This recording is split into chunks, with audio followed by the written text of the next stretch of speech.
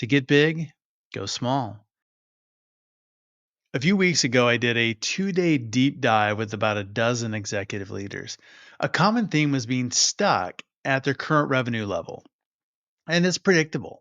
If that's you, I bet I can guess exactly where you are in two guesses or less. It's a normal problem, and there are a handful of ways to solve it. But one that I always like to start with, because it works like magic, is completely counterintuitive. And sometimes when I bring it up, it ruffles a few feathers.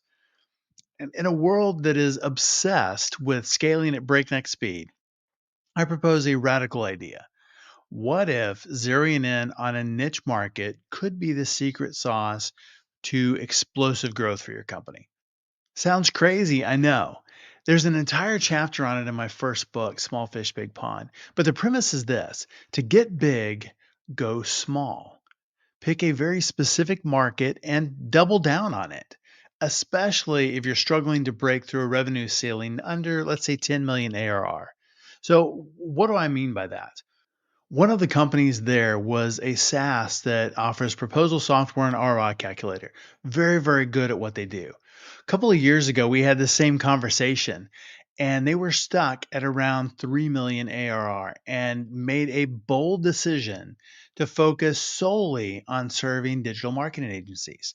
It's like, what? Well, wait a second. The whole world needs proposals and everyone wants ROI. And that's exactly correct. But hold that thought for just 1 second. By tailoring their product and messaging to that specific niche, they were able to differentiate themselves from the competition and experience rapid growth. They went from 3 to 5 million ARR in 12 months and continue to grow exponentially since then.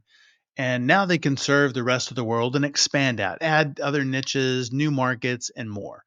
But it was really focusing in for that period of time and getting very, very specific on that market that they serve. So, how can you apply the same strategy to your SaaS company?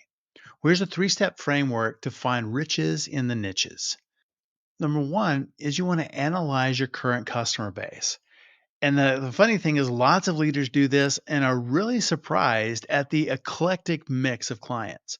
Early on, they just said yes to everything. But what works early doesn't always work later. So take a deep dive into your existing customers and identify the specific niche or vertical that's one, maybe generating the most revenue. Two, could be showing the strongest engagement with your product. And the third, and we'll say and or on all of these, is most profitable.